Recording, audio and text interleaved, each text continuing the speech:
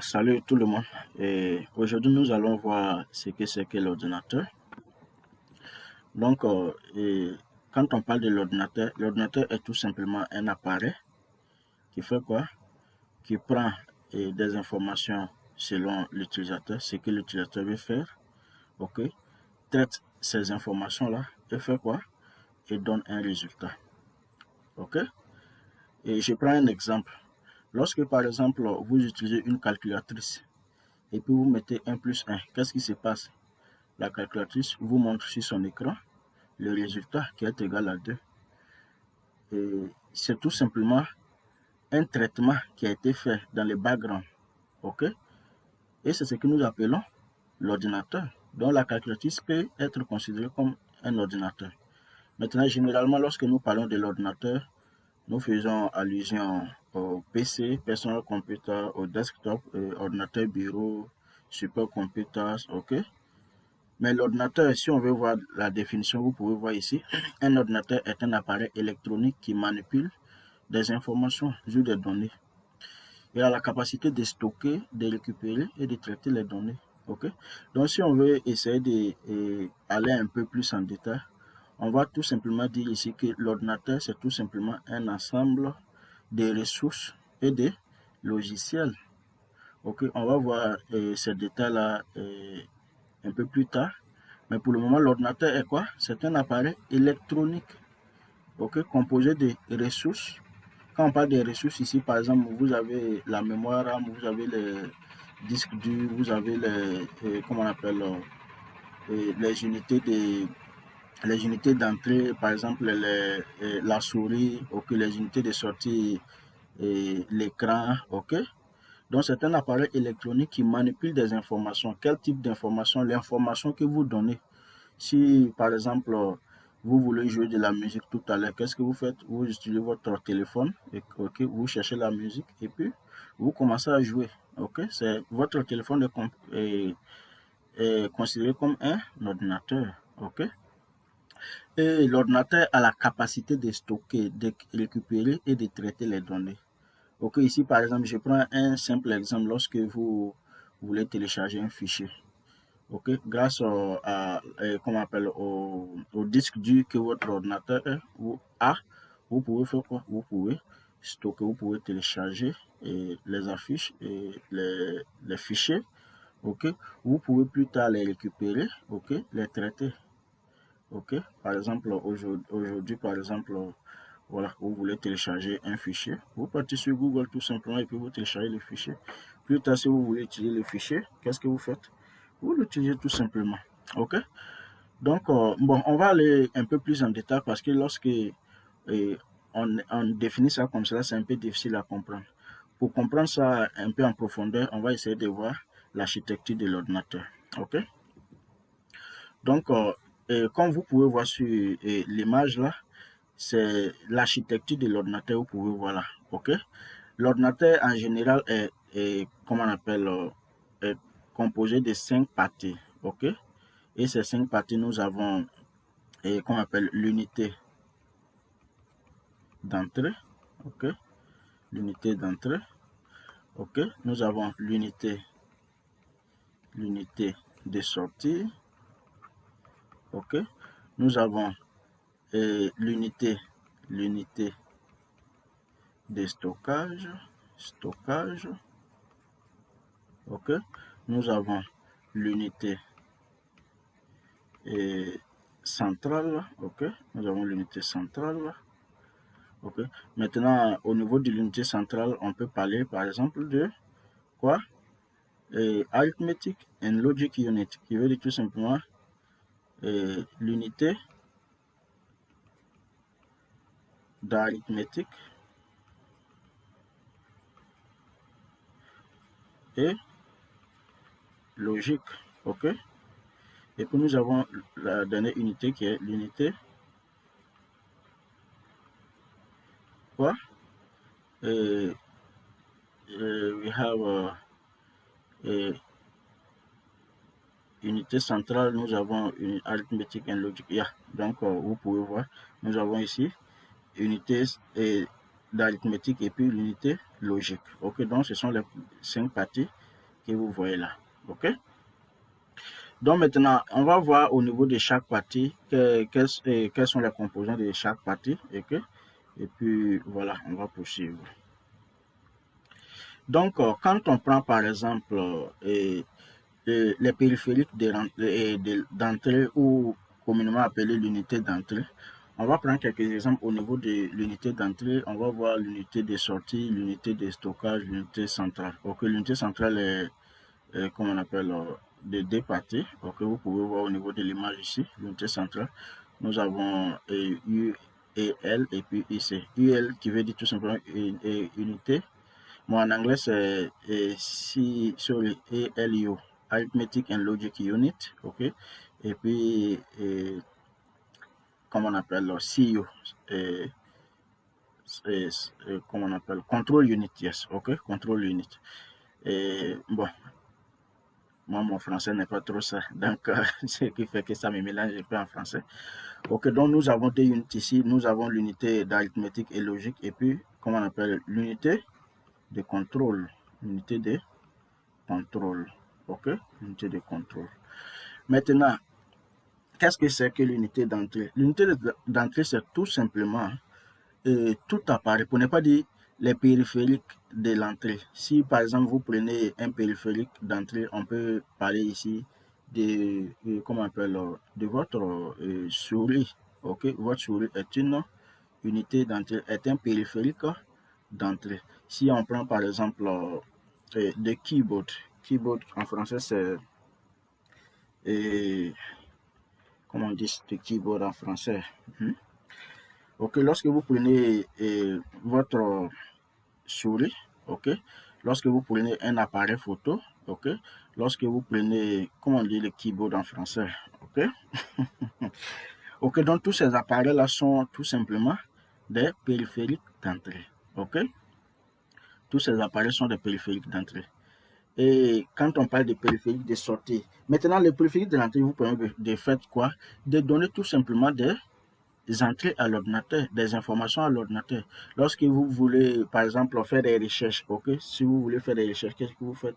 Vous allez sur Google, par exemple, et puis vous tapez, ok, vous essayez de donner les informations dont vous voulez, les informations sur lesquelles vous voulez faire les recherches. Et puis en retour, qu'est-ce que vous allez voir sur votre écran? Votre écran ici est un périphérique de sortie. Votre écran va afficher les informations que vous recherchez en fait. Ok? Votre écran va afficher les informations que vous cherchez. Donc on appelle l'écran un périphérique de sortie. Donc comme exemple de périphérique de sortie, nous avons les imprimantes, nous avons les écrans, ok? Nous avons ces unités-là. Ok. Et ensuite, nous avons notre troisième unité qui est l'unité de stockage. L'unité de stockage qui est tout simplement comment on appelle, on peut prendre exemple ici le disque dur, ok, qui nous permet tout simplement de stocker les informations. Ok. Maintenant, nous, on peut avoir plusieurs types de disques durs, ok. Et bon, on peut avoir plusieurs types d'espaces de stockage. On a par exemple les, comment on appelle les HDD, qui veut dire hard disk drive, ok, disque dur, ou bien les SSD, qui veut dire solid state drive, ok. Maintenant, la différence entre les deux, c'est que SSD est plus performe beaucoup plus comment on appelle beaucoup mieux que HDD. SSD est très rapide comparable à HDD. Ok.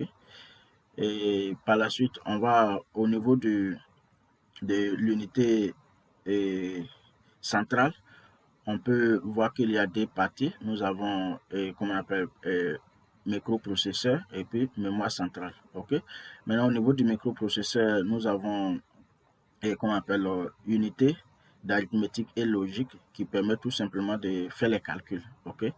Et nous avons l'unité de contrôle qui permet de contrôler les processus.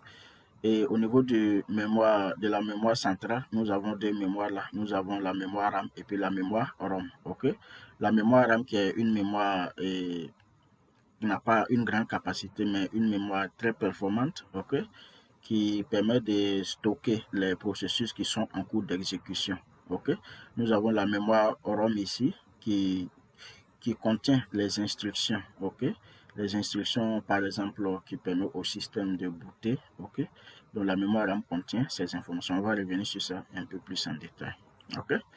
Donc, c'est un peu la composition de l'ordinateur, pour ne pas dire l'architecture de l'ordinateur qui est là. Ok. Maintenant, on va voir quelques exemples là avant de continuer. Donc, on peut voir comme composant de l'ordinateur. Ici, nous avons nos différentes parties. Nous avons les périphériques d'entrée. Donc, vous pouvez voir les exemples que nous avons là. Ok. Nous avons ici, comme j'ai vraiment oublié le nom de keyboard là en français. Et ok, mais retenez que c'est le keyboard. Ok, nous avons ici le keyboard. Ok, keyboard, j'ai oublié comment on dit ça en anglais. Les gars, moi je parle l'anglais, donc du coup les trucs en français là, ça me fatigue un peu. Ok, et clavier, merci beaucoup. Je me suis rappelé. Dans le clavier en fait, ok, nous avons le clavier ici qui est quoi? Un périphérique d'entrée. Ok, nous avons la souris ici qui est également un périphérique d'entrée. Nous avons le micro, les caméras, ok. Et nous avons tous ces appareils-là qui sont les périphériques d'entrée. Ok, ça fait partie de l'ordinateur. Ça fait partie de l'ordinateur. Lorsque vous prenez un ordinateur, vous allez voir une souris, vous allez voir un clavier. Ok, l'ordinateur a un micro, tous ces trucs-là, un webcam. Ok, qui permet tout simplement de faire quoi? De donner des informations à l'ordinateur, de faire des entrées en fait. Ok, donner des informations à l'ordinateur. Maintenant, de l'autre côté, nous avons les périphériques de sortie. Périphériques de sortie, vous pouvez prendre l'exemple des écouteurs. Lorsque vous prenez un écouteur, c'est pour faire quoi? C'est pour écouter la musique, ok? Ou écouter quelque chose, en fait, un son, ok? Donc, du coup, c'est une sortie de l'ordinateur. Lorsque vous voulez, c'est pas l'écouteur qui joue la musique. L'écouteur permet tout simplement d'écouter. Sinon, en réalité, ce qui traite la musique ici, c'est l'ordinateur. Ok, donc, l'écouteur ici est tout simplement un périphérique de sortie. Nous avons l'écran. Ok, tout ce que vous faites, vous voyez ça sur l'écran. Ok, si vous, comment on appelle, traitez l'information et puis vous n'avez pas d'écran, qu'est-ce qui va se passer? Vous n'allez pas voir le résultat. L'information sera traitée. Ok, mais est-ce que vous allez voir le résultat sans un écran? Non. L'écran permet tout simplement de visualiser comment on appelle, les résultats que l'ordinateur a traité. Ok, nous avons les projecteurs qui permettent tout simplement de projeter l'information que vous voulez. Nous avons les imprimantes qui permettent tout simplement d'imprimer, ok, et comment on appelle votre sortie, ce que vous voulez faire sortir de l'ordinateur. Nous avons les baffes, ok, qui permettent tout simplement de faire la même chose. Nous avons aussi les trucs d'essai de la, comment on appelle ça, ok, qui permet de faire quoi? Alright. Ok, donc nous avons ces exemples-là qui sont comme qui sont des périphériques de sortie. Ok. Maintenant, au niveau des stockages, nous avons plusieurs, comment on appelle, périphériques de stockage également. Ok, nous avons les CD, nous avons les cartes mémoire, nous avons la mémoire, comment on appelle, SSD que vous pouvez voir ici. Ok, nous avons comment on appelle ça, les disques durs. Ok, nous avons tous ces exemples-là qui sont quoi? Des exemples de stockage. Okay? Donc, si on pourrait récapituler ici, on allait dire quoi? L'ordinateur est composé de 5 unités. Ok? 5 unités. Et ces unités-là, nous avons les unités d'entrée. Ok? Unité d'entrée. Ok? Unité de sortie. Ok? Unité et qu'on appelle des stockages. Unité de stockage, ok. Unité centrale. Maintenant, l'unité centrale est composée de deux unités. Unité centrale, nous avons arithmétique, unité d'arithmétique et de logique, ok. Et puis nous avons unité de contrôle. Ok, l'unité de contrôle qui nous permet tout simplement de contrôler les processus. L'unité de calcul d'arithmétique et logique qui permet de faire les calculs, ok, de traiter les informations. Nous avons l'unité de stockage que vous pouvez voir les exemples ici. Unité de stockage qui permet de stocker les informations. Ok. Nous avons unité de sortie qui permet de faire sortir l'information. Ok. Nous avons unité d'entrée qui permet tout simplement de donner des entrées à l'ordinateur. Ok. Donc, si on vous demandait ce que c'est que les composants de l'ordinateur, c'est tout simplement ce qu'on vient de voir là. Nous venons ici de faire quoi? De décortiquer un peu l'ordinateur. Donc, à partir de là maintenant, lorsque vous prenez un ordinateur, vous devrez être en mesure d'identifier les différentes parties de l'ordinateur. Ok. Lorsque vous prenez un ordinateur, l'ordinateur est constitué de quoi? De tous ces périphériques là en fait. Ok. Vous avez les claviers, la souris, la caméra, ok, le disque dur, la mémoire RAM, ok.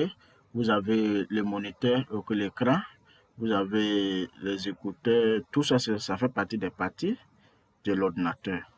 Ok, donc si ça c'est ok, on pourra poursuivre maintenant. Ok, donc ici voici quelques, et j'ai oublié de mentionner ça, donc c'est quelques exemples que j'ai soulignés ici. Et quand vous prenez le périphérique, attendez, je vais essayer de erase. Ok, lorsque vous prenez périphérique d'entrée, nous avons le clavier et souris, lecteur de qu'on appelle CD, DVD, ROM. Ok, nous avons les scanners, les micros, webcam, manette de jeu, ok, appareil photo et caméscope numérique. Ceux-là sont quelques exemples. Ok, nous avons comme exemple de périphérique de sortie, nous avons le moniteur, ok, que j'appelais l'écran. Nous avons les imprimantes, nous avons les haut-parleurs, les graveurs de CD, que vous pouvez voir ici. Okay. Nous avons les écouteurs. Maintenant, au niveau et, des périphériques de stockage, nous avons le disque du HDD Hard Disk Drive, nous avons le SSD Solid State Drive, nous avons les bandes magnétiques. Les bandes magnétiques ici, ce sont les cassettes en fait. Avant, lorsque on voulait jouer les radios, on utilisait les cassettes, ok, pour jouer les radios. Au jour d'aujourd'hui, ce n'est plus beaucoup utilisé parce que voilà, vu l'avènement de la technologie avec l'avancement des choses, voilà, on arrive à un autre niveau où on n'utilise plus ces cassettes-là. Ok. Et voilà, nous utilisons également les CD, DVD, CD, DVD. Ok, donc c'est un peu le petit résumé des composants de l'ordinateur que vous pouvez voir ici. Maintenant, on va voir ce que c'est qu'un logiciel système et puis un logiciel d'application. Comme je le disais, et lorsque nous avons commencé à définir l'ordinateur, le logiciel système et l'ordinateur est composé de quoi? De ressources et de logiciels. Okay? Maintenant, les logiciels, là, nous avons deux types de logiciels que l'ordinateur utilise. Nous avons les logiciels système, ok? Et puis nous avons les logiciels d'application. Et si vous voyez le diagramme ici que nous avons, ok, vous pouvez voir les matériels informatiques. Les matériels informatiques, c'est tout ce que nous venons de voir là. Les matériels informatiques, quand on vous dit matériel informatique, voici ce que c'est que le matériel informatique. Ok, nous avons l'ensemble des périphériques d'entrée, des périphériques de sortie, périphériques de stockage qui constituent le matériel informatique. Ok, donc le matériel informatique, nous avons le matériel informatique en bas qui constitue notre couche 1, ok, de l'ordinateur. Maintenant, au niveau de notre couche 2 de l'ordinateur, nous avons quoi? Le système d'exploitation, autrement appelé logiciel système. Le logiciel système est tout simplement un logiciel qui permet à un système de fonctionner, qui permet de gérer les ressources d'un système. Ok, donc on va voir ça un peu plus en détail. Et ce que c'est que le système d'exploitation. Ok, maintenant nous avons application ou appelé logiciel d'application. Nous avons les logiciels d'application. Qu'est-ce que c'est que le logiciel d'application? Je vais tout simplement prendre un exemple et puis on va comprendre ça.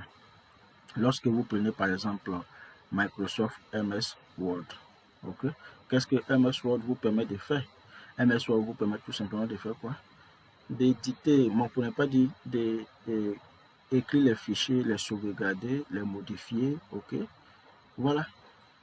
Ici, l'application en question vous permet tout simplement de écrire les fichiers, les modifier, les sauvegarder, voilà, faire tout ce que vous voulez. Ok.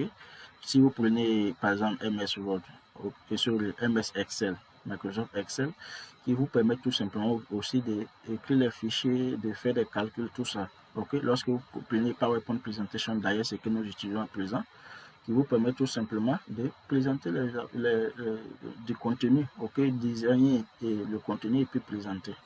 Ok, donc une application est tout simple, un logiciel d'application est tout simplement une application qui vous permet d'accomplir des tâches, ok, des tâches qui lui sont spécifiques, ok, l'application, ok.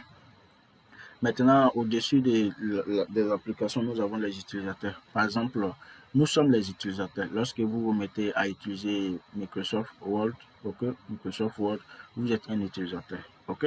Donc, pour y revenir un peu sur ça, nous avons les matériels. Ça aussi, c'est aussi un diagramme de l'ordinateur, ok, pour l'architecture également.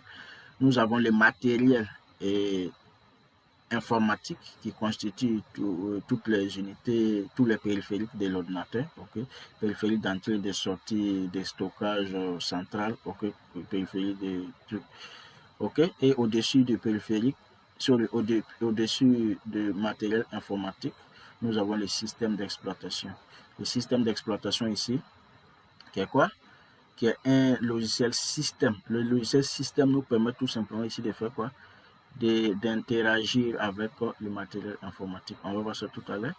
Ok, le logiciel système nous permet tout simplement d'interagir avec le matériel informatique. Lorsque vous prenez par exemple Microsoft Word est installé sur l'ordinateur en fait. Ok, Microsoft Word est installé sur l'ordinateur et Microsoft Word est une application, est un logiciel d'application qui n'a pas comment on appelle lui-même, c'est un logiciel, ok, qui n'a pas lui-même son espace de stockage, ok, qui n'a pas lui-même son, comment on appelle, son unité centrale, ok. Ces logiciels-là utilisent tout simplement le matériel de l'ordinateur. Lorsque vous écrivez un fichier sur, comment on appelle le Microsoft Word, qu'est-ce que vous faites? Vous sauvegardez le fichier dans l'ordinateur. Même si vous supprimez l'application demain, le fichier reste dans l'ordinateur. Donc, le Microsoft Word ici constitue, si je peux appeler ça, bon, en fait, est hébergé, en fait, l'application ici est hébergée sur l'ordinateur, ok? Donc, l'application utilise les ressources de l'ordinateur. Sinon, l'application seule ne peut pas, ne vaut rien, ok? Donc, le logiciel d'application, c'est tout simplement une application, voilà, qui utilise le logiciel sur le matériel de l'ordinateur, ou les ressources de l'ordinateur. Ok. Donc la différence entre les systèmes d'exploitation et le logiciel d'application, c'est tout simplement le logiciel système ou bien le système d'exploitation permet à l'ordinateur de fonctionner, permet de gérer les ressources de l'ordinateur. Ok, nous permet tout simplement de gérer les ressources de l'ordinateur, alors que l'application accomplit des tâches qui lui sont spécifiques. Ok, donc on va continuer. Nous avons, on va revenir maintenant sur le système d'exploitation. Ok, et comme je prenais l'exemple sur Microsoft Word, lorsque vous prenez Microsoft Word, ok, let me change the color. Lorsque vous prenez Microsoft Word, MS Word, ok, qu'est-ce que vous faites? Vous installez d'abord MS Word ou vous installez MS Word sur votre ordinateur. Qu'est-ce qui est sur votre ordinateur? Votre ordinateur, si par exemple on veut comprendre facilement, par exemple votre ordinateur utilise Windows 10, ok? C'est sur Windows 10 que vous installez quoi? Microsoft Word. Windows 10 ici est considéré étant le système d'exploitation. Et sur ce système d'exploitation, vous installez Microsoft Word, ok? Microsoft Word qui peut être n'importe laquelle des versions, ok? Maintenant, Microsoft Word ici est une application, ok? Maintenant, ce qui nous intéresse ici, c'est le système d'exploitation. Qu'est-ce que c'est qu'un système d'exploitation, ok? Le système d'exploitation est tout simplement une interface entre l'utilisateur et les ressources de l'ordinateur. Donc, vous avez les ressources de l'ordinateur que nous venions de voir. Vous avez les espaces de stockage. Vous avez les souris qui sont là. Vous avez comment on appelle, clavier. Vous avez les moniteurs. Okay. Vous avez les mémoires RAM. Vous avez l'unité centrale. Ok, vous avez toutes ces ressources-là en fait. Maintenant, comment vous pouvez utiliser ces ressources? Je prends un exemple. Vous voulez télécharger une application ou un fichier qui pèse par exemple 10 gigas. Ok, si vous avez un espace de stockage dans votre ordinateur qui ne vaut pas les 10 gigas, qu'est-ce qui va se passer ici? Tout simplement, vous allez recevoir un message vous disant que vous avez moins et you are having less storage capacity. Vous avez un espace de stockage moins. Ok, vous n'avez pas assez d'espace de stockage. Donc, par contre, vous ne pouvez pas télécharger l'application ou bien le fichier.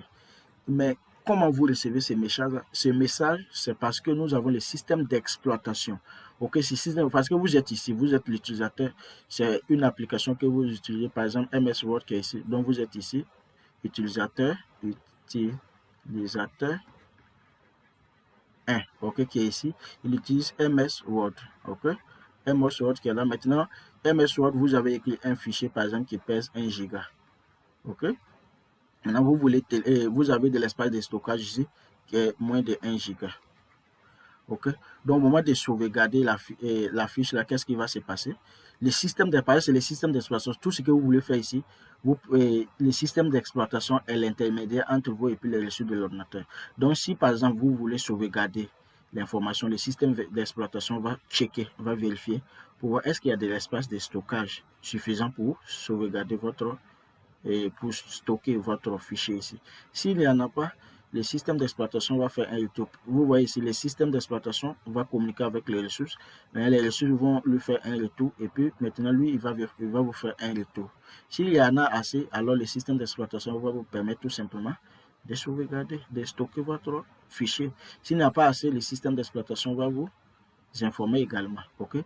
Donc, le système d'exploitation constitue tout simplement une interface. Ok, c'est une interface entre l'utilisateur ou bien entre les applications et puis les ressources de l'ordinateur, les matériels de l'ordinateur. Ok, donc le système d'exploitation, exemple de système d'exploitation, si vous avez par exemple Windows 10, ok, Windows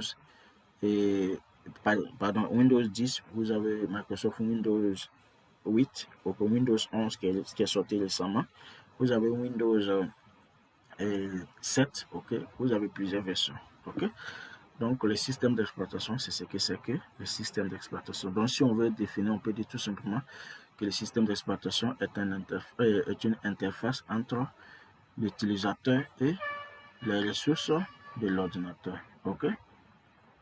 Maintenant, on va voir, nous avons différents types de systèmes d'exploitation. Ok, nous avons système d'exploitation à source fermée et puis système d'exploitation à source ouverte. Ok. Maintenant, qu'est-ce que c'est qu'un système d'exploitation à source fermée? Un système d'exploitation à source fermée est tout simplement un système d'exploitation dont le source code, ok, le code source, pardon, dont le code source n'est pas accessible aux utilisateurs ou à tout le monde. Je prends un exemple. Microsoft est un système d'exploitation, Windows est un système d'exploitation à source fermée parce que le code source de Windows, c'est-à-dire le code qui a été utilisé pour développer Windows, n'est pas accessible à tout le monde. Ok, vous ne pouvez, si vous voulez apporter des modifications, vous ne pouvez pas parce que vous n'avez pas accès au code source. Ok, vous n'avez pas accès au code source. Si vous voulez apporter des modifications, peut-être que vous allez commencer à partir de zéro à développer voilà, toutes les fonctionnalités, tous les programmes, ok, pour y arriver. Sinon, vous n'allez pas avoir accès directement et qu'on appelle au programme que Microsoft a développé, ok, au code source de Microsoft Windows. Ok, donc le système d'exploitation est tout simplement à source fermée est tout simplement un système d'exploitation dont le code source n'est pas accessible à tout le monde. Ok, le code source est une propriété privée. Ok, ça appartient seulement aux propriétaires. Et ici, l'exemple parfait, c'est Microsoft Windows. Ok, c'est Windows. Windows, vous ne pouvez pas avoir accès aux sources code. Nous avons également Unix. Ok, donc attendez, je vais écrire là. Ok, vous avez Windows qui est un exemple de source fermée, Windows, ok, et vous avez également Unix, ok. Unix ici, c'est les appareils de MacBook, ok, MacBook, ok, c'est comme ça, on écrit ça, non, ok. vous avez MacBook, ok. Et ces systèmes d'exploitation là sont des systèmes d'exploitation à source fermée. Vous ne pouvez pas avoir accès au source code, ok. Vous ne pouvez pas, c'est-à-dire que si demain vous avez un projet et que vous voulez utiliser un de ces systèmes d'exploitation pour mener votre projet, s'il y a des fonctionnalités que ces systèmes d'exploitation ne supportent pas, vous ne pouvez pas apporter des modifications et vous serez bloqué, ok. Vous ne pouvez pas bien mener votre projet parce qu'il y a des limites. Okay. De l'autre côté, nous avons le système d'exploitation open source, okay. Open source ouverte, okay. Au code source ouvert, okay. Code source ouvert. Et c'est tout simplement un système d'exploitation dont le code source est accessible à tout le monde, okay. C'est-à-dire quoi? Et vous avez votre projet, demain vous devrez travailler sur votre projet et puis il se trouve qu'il y a des fonctionnalités dont votre projet a besoin, mais les systèmes d'exploitation en question ne supportent pas toutes les fonctionnalités de votre projet. Donc tout ce que vous pouvez faire ici avec le système d'exploitation source ouverte ou open source, c'est tout simplement prendre le code source du système d'exploitation, ajouter les fonctionnalités qui manquent, ok, vous voyez, ça vous donne des raccourcis ici, ajouter les fonctionnalités qui manquent, et puis voilà, et ça devient complet, et puis vous pouvez mener bien votre projet. Et puis encore, ce qui est intéressant ici, c'est que si vous apportez des modifications, vous pouvez remettre ça sur le marché, vous pouvez juste le nommer ça, et puis remettre ça sur le marché, et puis ça devient une distribution de ces systèmes d'exploitation. Okay? Et l'exemple parfait ici d'un système d'exploitation open source, c'est Linux. Okay? Linux est un exemple parfait de système d'exploitation open source. Nous avons ici Linux. Okay? Et comme c'est un système d'exploitation open source, vous allez voir que nous avons plusieurs versions, plusieurs distributions de Linux. Okay? Actuellement, là où je vous parle, nous avons plus de 600 distributions Linux et nous avons plus de 300 qui sont activement maintenues. Ok? Et comment on appelle, tout simplement parce que c'est un système d'exploitation à source ouverte. Donc, du coup, tout le monde peut avoir accès au code source du système d'exploitation, apporter des modifications et puis le mettre ça sur le marché. Et puis, ce qui est intéressant avec le système d'exploitation open source, c'est que c'est free. Okay? Le système d'exploitation open source à source ouverte est un système d'exploitation gratuit. Vous pouvez l'utiliser gratuitement. Okay? Si vous utilisez Linux, vous n'avez pas besoin de licence. Alors que dans le cas de Windows, si vous utilisez Windows, vous devrez avoir une licence, c'est-à-dire vous devrez payer pour ça. Donc, lorsque vous achetez un ordinateur avec Windows, sachez que vous payez pour la licence de Windows, ou que vous payez pour le système d'exploitation aussi. Donc, Windows est un système d'exploitation à source fermée. Donc, pour utiliser un système d'exploitation à source fermée, il faut payer pour le système d'exploitation. Alors que lorsque c'est un système d'exploitation à source ouverte, vous n'avez pas besoin open source, vous n'avez pas besoin de payer pour le système d'exploitation. OK? Donc, si c'est OK, on va essayer de voir différents types de systèmes d'exploitation. Okay? Quelques exemples de systèmes d'exploitation que vous pouvez voir. Comme on l'a dit, on l'a souligné plus tôt, le système d'exploitation est tout simplement intermédiaire entre l'utilisateur et quoi? Les ressources de l'ordinateur. Donc, vous pouvez voir plusieurs types de systèmes d'exploitation. Okay? Nous avons Windows, on a déjà parlé de Windows, okay? Qui est un exemple de système d'exploitation. Nous avons Linux, okay? Nous avons, par exemple, Unix, ok? Unix qui est utilisé dans les appareils de MacBook, que vous pouvez voir ici, ok? Ou on peut appeler ça MacBook, ok? Nous avons Android, ok? Android, qui est un système d'exploitation utilisé dans les téléphones, dans la plupart des téléphones Android, ok? C'est un système d'exploitation qui permet tout simplement ici d'exploiter les ressources de notre téléphone, ok? Donc, ensuite, nous avons iOS, ok? iOS qui est utilisé dans les iPhones, ok? Nous avons, on a déjà parlé de Linux, ok? Maintenant, vous pouvez voir ici, ça c'est Ubuntu, c'est une distribution de Linux, c'est pas un problème. Ok, nous avons les systèmes d'exploitation réseau qui permettent tout simplement de gérer les réseaux. Et on peut prendre un exemple Cisco iOS, ok, Cisco iOS. Nous avons les systèmes d'exploitation qui sont utilisés dans qu'on appelle les appareils et les objets de l'Internet, quand on dit IoT, ok, je vais dire plutôt IoT, IoT, IoT, Internet des objets en fait. Les Internet, qu'on appelle des IoT, les appareils de IoT utilisent un système d'exploitation qu'on appelle Raspberry. J'espère que je ne me trompe pas sur le petit. Si je me trompe, vous m'excusez beaucoup. Ok, donc je ne vais pas pouvoir terminer ça. Et puis Pi, ok, Raspberry Pi, ok, qui est un système d'exploitation utilisé par les appareils de IoT, ok, Internet of Things. Donc nous avons tous ces exemples-là qui sont des types de systèmes d'exploitation. Ok, maintenant chaque système d'exploitation a plusieurs distributions ou bien plusieurs versions. Ok, si vous prenez par exemple Windows, ok, on va voir quelques exemples de Windows. Si vous prenez Linux, vous avez les distributions de Linux. Vous avez par exemple Kali Linux qui est utilisé dans le cadre de la sécurité. Vous avez Ubuntu qui est utilisé aussi pour Big Data. Vous avez Red Hat Enterprise Linux qui est utilisé pour gérer les serveurs. Vous avez Fedora, Debian. Tout ça, ce sont des distributions de Linux. Lorsque vous prenez Windows, vous avez Windows 10, Windows 11, Windows 10, Windows 7, Windows 8, Windows 2003, Windows 2008, tout ça, ce sont des versions du système d'exploitation. Ok? Donc, on va voir maintenant ce que c'est que l'architecture client-serveur. C'est quoi l'architecture client-serveur? Et lorsque vous vous rendez dans un restaurant, qu'est-ce qui se passe? Vous êtes appelé quoi? Un client. Maintenant, lorsque vous vous rendez dans un restaurant, vous avez les serveurs, vous avez le restaurant qui est là, ok, et puis les serveurs pour vous servir. C'est la même chose. Lorsque nous visitons le web, okay, le web est constitué de quoi? Comment on appelle leurs appareils, des ordinateurs et des programmes. Ok, nous avons les ordinateurs qui sont considérés comme étant des clients et puis nous avons des ordinateurs qui sont considérés comme étant des serveurs. Également, nous avons des programmes qui sont des programmes comment on appelle, qui envoient des requêtes et puis nous avons des programmes du côté des serveurs qui sont des programmes pour répondre aux requêtes que le client envoie. Okay? Donc, vous pouvez voir l'architecture ici.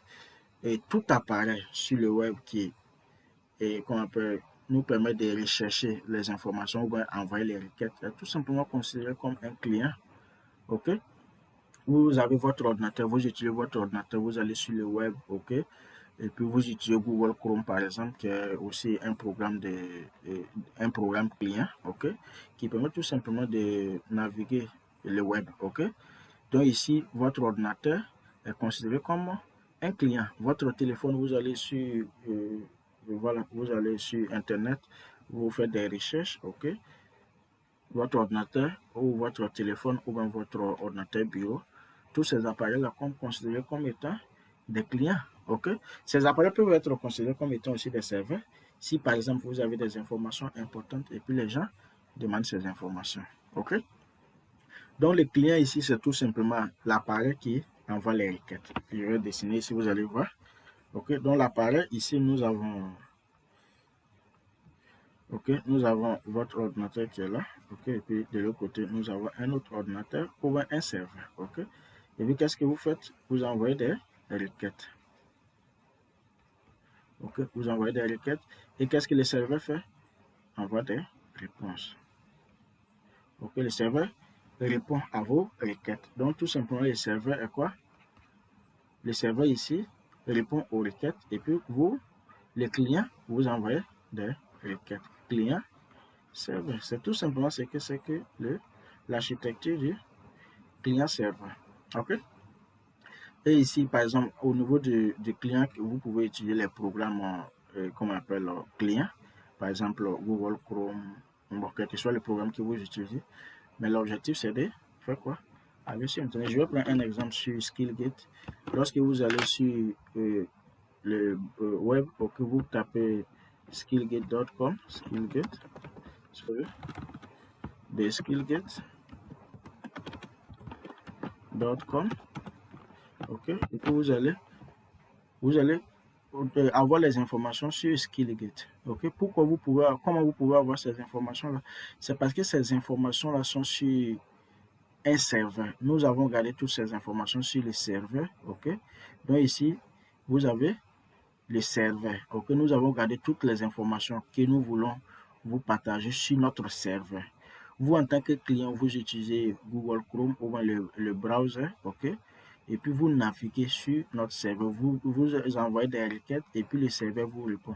Donc si on repartait sur notre site web, ici Skillgate, si vous allez sur programme, vous allez voir tous les programmes que nous donnons par exemple.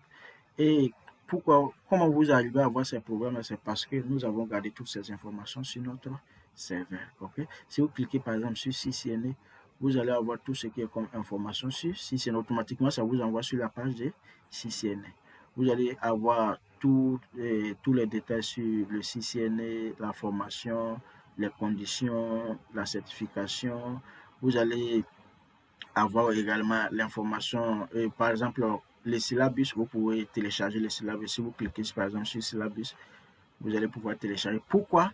Parce que ces informations ont été mises sur le serveur et vous, en tant que client, vous pouvez avoir ces informations. L'information que nous n'avons pas mise dans le serveur, vous ne pouvez pas avoir ces informations ici. Si vous voulez vous inscrire, vous cliquez là. Si vous voulez voir les formateurs, vous cliquez là. Et puis vous avez toutes ces informations. En fait, c'est parce que ces informations ont été gardées sur le serveur. Ok? Les informations que nous n'avons pas mises sur le serveur ici, vous ne pouvez pas avoir ces informations sur le site. Ok? Donc ici vous êtes un client, ok? Vous utilisez votre ordinateur pour aller sur Skillgate. Et ici, le serveur de Skillgate ici vous donne les informations, ou vous présente les informations qu'il a. Ok, donc c'est l'architecture du client-serveur qui est là. Maintenant, vous pouvez voir, il y a plusieurs programmes. Comme je le disais, nous avons les programmes qui fonctionnent du côté du client. Et puis nous avons les programmes qui fonctionnent du côté des serveurs. Ok. Maintenant, si on prend un exemple de Windows, nous avons les systèmes d'exploitation Windows qui fonctionnent au niveau du client, c'est-à-dire les systèmes d'exploitation du client Windows. Ok. Toutes ces versions-là, vous pouvez voir, ce sont les systèmes d'exploitation du client. Ok, nous avons, si on prend en bas pour monter, nous avons Windows 1 qui est depuis 1985, Windows 2, Windows 3, Windows 4, Windows 3.1, Windows NP, New Technology, Windows, voilà, il y a plusieurs versions, Windows 95, nous avons Windows NT, nous avons Windows 98, Windows 2000, ok, Windows XP, ok, Windows Vista, Windows 7, Windows 8, Windows 10, Windows 11 et le plus récent, c'est Windows 11. Donc, si vous prenez toutes ces informations-là, pour ne pas dire tous ces systèmes d'exploitation, ce sont des systèmes d'exploitation qui fonctionnent du côté du client, en fait, ok, pas du côté des serveurs. Ok, si vous voulez avoir les programmes qui fonctionnent du côté des serveurs, vous pouvez voir ces versions. Nous avons par exemple Windows NT 3.1, ok, Windows NT, Windows Server 2000, Windows Server 2002, Windows Server 2008, Windows Server 2012, Windows Server 2016, Windows Server 2019, et puis nous avons Windows Server 2022 qui a été mis sur le marché très récemment. Ok, donc ce sont différents programmes que vous voyez là. Nous avons les programmes du côté des clients et puis nous avons les programmes du côté du serveur. Donc si on remontait ici, nous avons le serveur et puis le client. Donc quant aux exemples qu'on vient de voir là, nous avons par exemple Windows. Si vous par exemple vous avez un système d'exploitation Windows 10 ou Windows 11 ou Windows 8 ou 7, c'est que vous utilisez un programme, un système d'exploitation du client. Maintenant, si vous utilisez un système d'exploitation Windows Server 2012, 2016, 2019, 2022, c'est que vous utilisez un système d'exploitation serveur. C'est tout simplement, ce sont des programmes en fait, c'est un ensemble de programmes qui a été écrit. Maintenant, ces programmes sont écrits sur la base de amener et envoyer des requêtes. Et puis, ces programmes sont écrits pour répondre aux requêtes. C'est tout simplement la différence qui est là. Ok? Donc, je crois que c'est tout pour cette vidéo. Ok? Et je crois que vous avez les informations maintenant sur ce que c'est que l'ordinateur. Et si vous avez des soucis, vous pouvez nous contacter par mail comment on appelle, Skillgate, sur les info@skillgate.com. Ok, vous pouvez également visiter notre site web. Vous pouvez également nous suivre sur Facebook. Et voilà, si vous avez des doutes, n'hésitez pas à nous contacter. Et aussi, vous pouvez regarder la vidéo. Ok, si pour la première fois vous n'avez pas compris, vous pouvez regarder la vidéo une fois de plus. Ok, et si vous avez toujours des doutes, n'hésitez pas à nous contacter. Ok, donc voilà, c'est tout pour cette vidéo. Je vous remercie.